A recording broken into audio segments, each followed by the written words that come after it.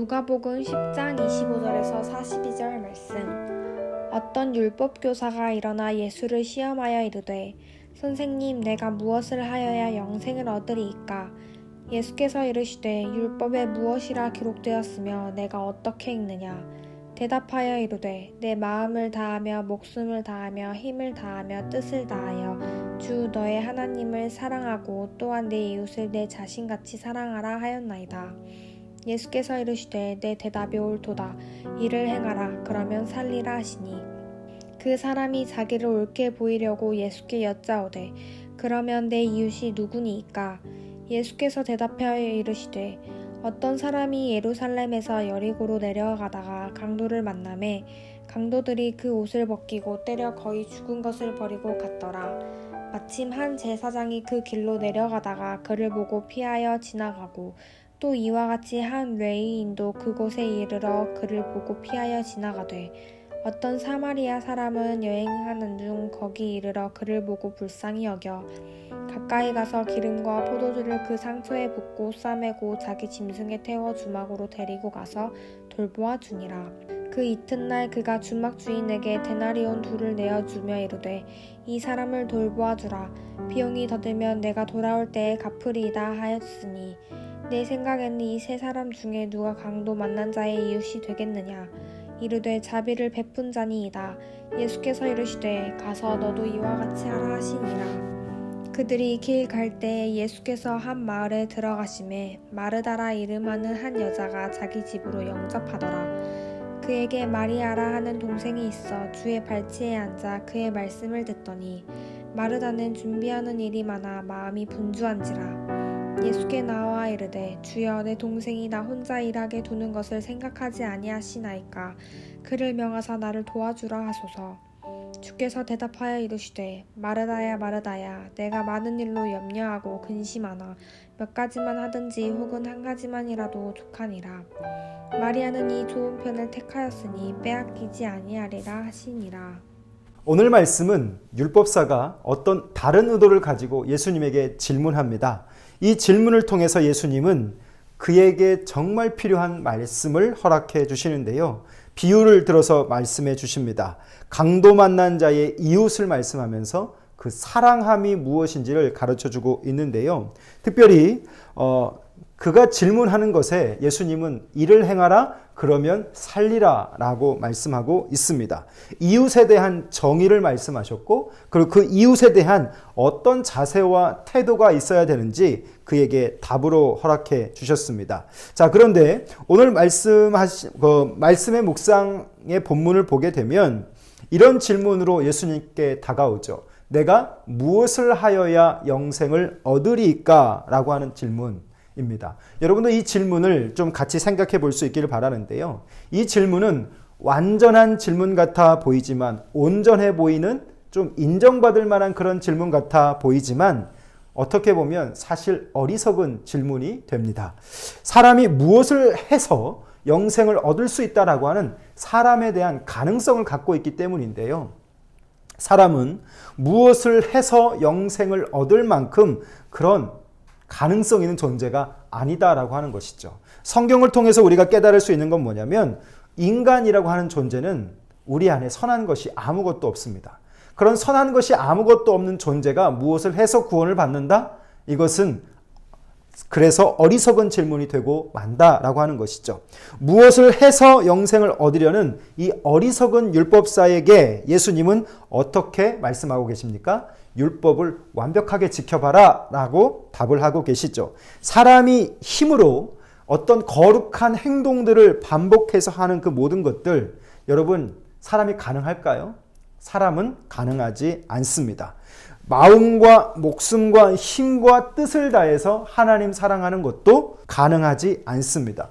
그런데 더구나 그런 마음으로 이웃을 사랑하는 것도 쉽지 않은 일이죠. 될 수 없는 일인데 어디 한번 해봐라 라고 말하는 것 같이 느껴지기도 합니다. 도무지 인간은 이런 것들을 할 수 없는 그런 상태인 것이죠. 그 예로 오늘 주님이 비유를 들어서 말씀합니다. 선한 사마리아인의 비유를 말씀하고 계시죠. 강도 만난 자의 이웃이 누구인가 라고 하는 겁니다.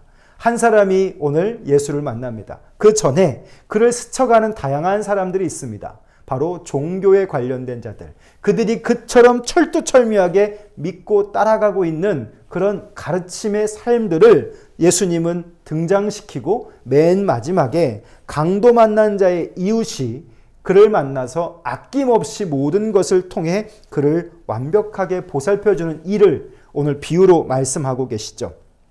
제사장, 레위인 얼마나 거룩해 보이는 자들입니까? 그런데 누구도 못하는 그 일을 그 당시에 유대인들 사회 속에서 개처럼 인정받는 사마리아인이 오늘 그 한 사람을 통해서 모든 것을 쏟아놓는 그 헌신을 보게 하시는 것이죠.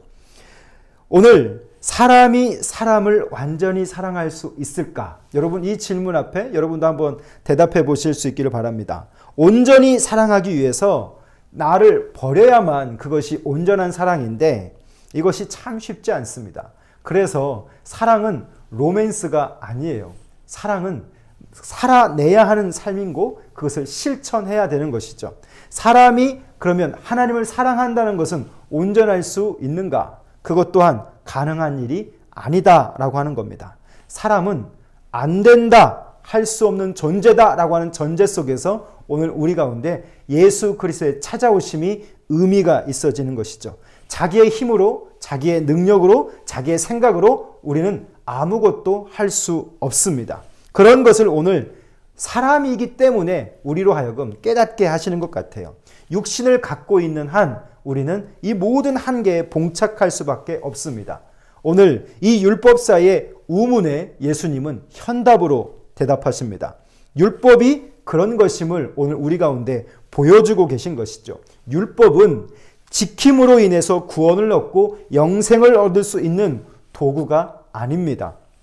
율법은 사람의 힘으로 어떤 한 규절을 지킨다 할지라도 그것이 지켜지지 않는 그런 것이다 라고 말하고 있는 것이죠. 율법은 그럼 뭘까요? 율법은 죄를 깨닫게 하는 도구입니다. 내 힘으로는 어떤 선한 일도 할 수 없음을 이 율법을 통해 우리는 완벽하게 깨닫게 되는 것이죠. 그래서 율법의 역할은 도구입니다. 그래서 예수 그리스도께서 나오게 하고 그분 앞에 나아가게 하는 것. 어제의 묵상처럼 어린아이가 되어서 그분을 의지할 수밖에 없도록 믿음으로 우리를 이끌어가는 도구인 것이죠. 구원을 얻게 하고 영생을 얻게 하는 그것 외에는 방법이 없음을 오늘 예수님은 가르쳐주고 있습니다.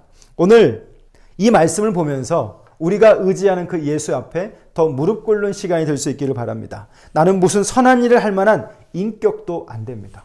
나는 어떤 업적을 이룰 수 있는 그런 성숙함도 없습니다. 내 인격으로는 형제를 온전히 사랑할 수도 하나님을 온전히 사랑할 수도 없는 그런 연약함 속에 있는 자입니다.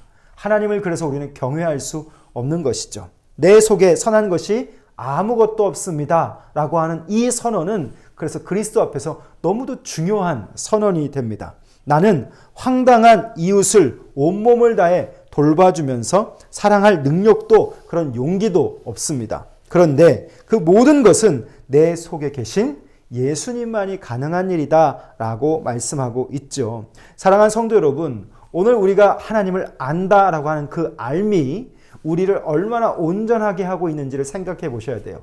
교리적으로 그냥 도그마적으로 예수 그리스도를 안다라고 말하는 자들은 그 틀에 갇혀서 그것만 중요하게 생각하는데요.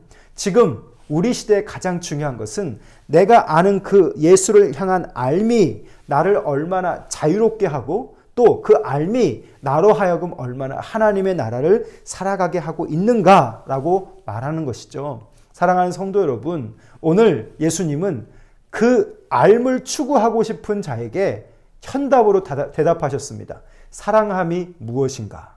오늘 그는 그 대답을 듣게 됩니다. 그의 이웃, 그를 사랑하는 것, 그것이 오늘 주님은 사랑함이요. 그 사랑이 오늘 우리 가운데 있을 때 우리는 그 알미, 그 사랑으로 열매를 맺게 된다라고 하는 것이죠. 그래서 오늘 예수님은 말씀하십니다. 가서 너도 이와 같이 하라. 사랑하는 성도 여러분, 오늘 하루 또 이 한 주 동안 우리는 무엇을 하는 자가 되어야 할까요? 우리의 이웃을 사랑해야 합니다. 그러면 여러분의 이웃은 누구입니까?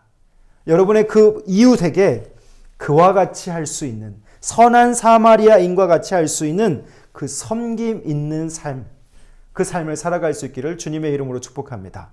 요즘 교회 혐오 시대, 성도를 향한 시선이 혐오스러워진 그런 시대에 살고 있습니다. 교회의 역할이 많이 이제 축소되었고 또 많이 위축될 수밖에 없는 시대 속에서 여러분 한 분 한 분이 교회로서 여러분의 시간을 선한 사마리아인으로 살아가시되 여러분의 이웃들에게 이 사랑을 살아내고 실천할 수 있는 사랑함이 많은 그런 한 날 될 수 있기를 바라고요.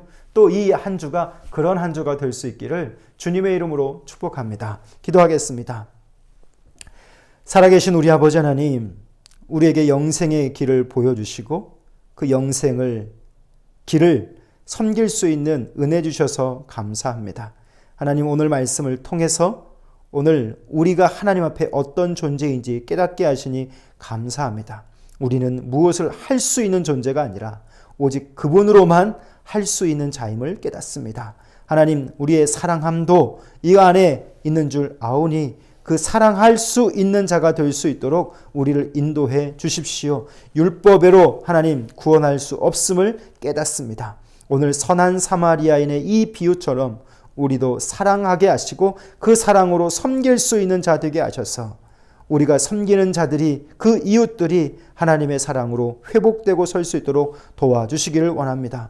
참 어려운 시대에 이 교회가 서 있고 또 우리가 예수 믿는다 하고 서 있습니다. 하나님, 오늘 내 안에 이 이웃들을 향한 무슨 섬김을 해야 할지 말씀하여 주시고 환난당한 이웃을 온몸을 다해 다 돌봐준 이 사랑이 오늘 우리 공동체 안에, 우리 안에도 있게 하여 주십시오. 그래서 세상을 섬길 수 있는 교회, 세상을 섬길 수 있는 성도가 될 수 있도록 성령님, 오늘도 우리의 발걸음을 인도해 주옵소서. 예수님 이름으로 기도합니다. 아멘. 사랑하는 성도 여러분, 오늘도 여러분의 삶 속에서 이 사랑으로 섬기는, 여러분의 이웃을 그렇게 대할 수 있는 넉넉한 하루 될 수 있기를 주님의 이름으로 축복합니다. 감사합니다.